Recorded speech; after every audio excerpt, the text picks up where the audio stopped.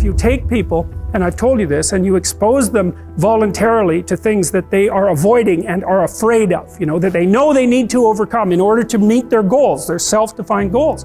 If you can teach people to stand up in the face of the things they're afraid of, they get stronger.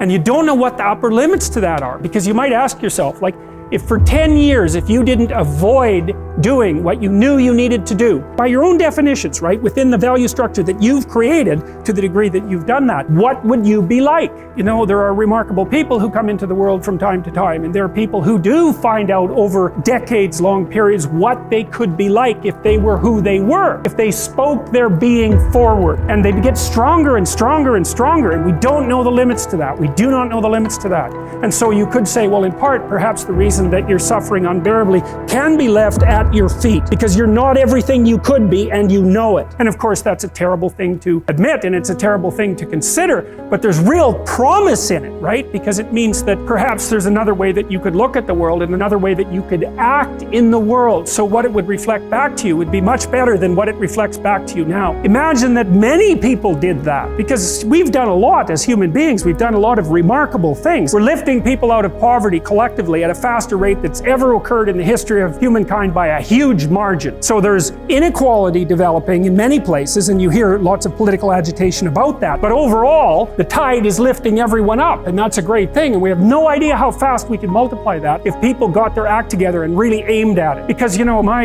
experience is with people that we're probably running at about 51% of our capacity. I mean, you can think about this yourselves. I often ask undergraduates how many hours a day you waste, or how many hours a week you waste. And the classic answer is something like 4 to 6 hours a day. Inefficient studying, watching things on YouTube that not only do you not want to watch, that you don't even care about, that make you feel horrible about watching after you're done. That's probably 4 hours right there. You think, well, that's 25 hours a week. It's 100 hours a month. That's 2.5 full work weeks. It's half a year of work weeks per year. And if your time is worth $20 an hour, which is a radical underestimate, it's probably more like 50 if you think about it in terms of deferred wages. If you're wasting 20 hours a week, you're wasting $50,000 a year. And you are doing that right now. Because you're young, wasting $50,000 a year is a way bigger catastrophe than it would be for me to waste it, because I'm not going to last nearly as long. And so if your life isn't everything it could be, you could ask yourself, what would happen if you just stopped wasting the opportunities that are in front of you? You'd be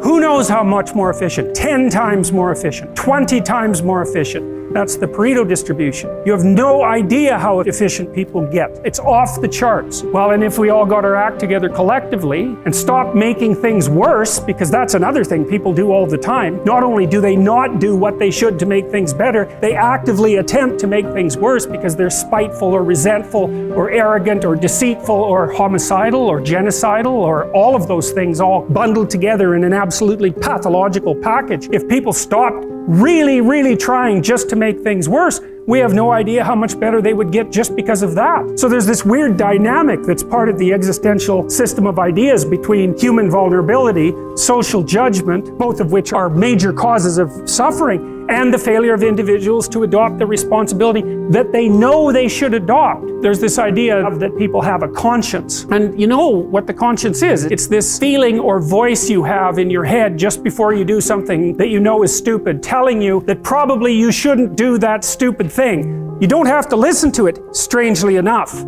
But you go ahead and do it anyways, and then, of course, exactly what the conscience told you was going to happen inevitably happens, so that you feel even stupider about it than you would if it happened by accident. I knew this was going to happen. I got a warning it was going to happen, and I went and did it anyways. And the funny thing, too, is that that conscience operates within people, and we really don't understand what the hell that is. So you might say, well, what would happen if you abided by your conscience for 5 years or for 10 years? What sort of position might you be in? What sort of family might you have? What sort of relationship might you be able to forge? And you can be bloody sure that a relationship that's forged on the basis of who you actually are is going to be a lot stronger and more welcome than one that's forged on the basis of who you aren't. Now, of course, that means that the person you're with has to deal with the full force of you in all your ability and your catastrophe, and that's a very difficult thing to negotiate. But if you do negotiate it, well, at least you have somewhere solid to stand, and you have somewhere to live. You have a real life, and it's a great basis upon which to bring children into the world, for example, because you can have an actual relationship with them instead of torturing them half to death, which is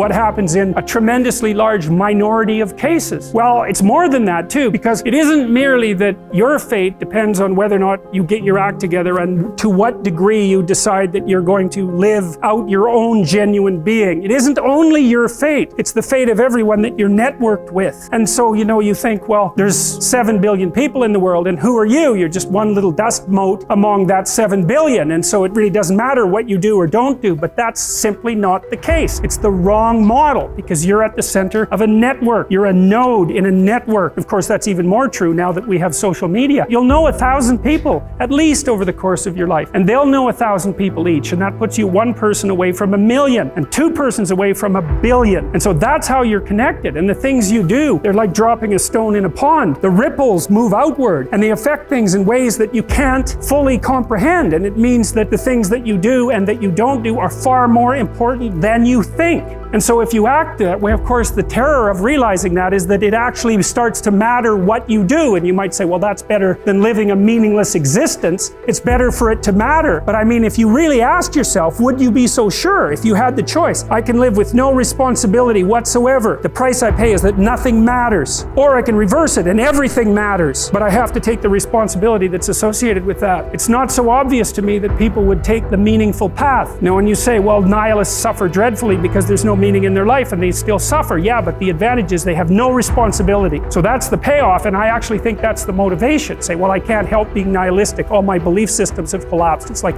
yeah, maybe you've just allowed them to collapse because it's a hell of a lot easier than acting them out. And the price you pay is some meaningless suffering, but you can always whine about that and people will feel sorry for you, and you have the option of taking the pathway of the martyr. So that's a pretty good deal, all things considered, especially when the alternative is to bear your burden properly and to live forthrightly in the world. Well, if you live a pathological life, you pathologize your society. And if enough people do that, then it's hell.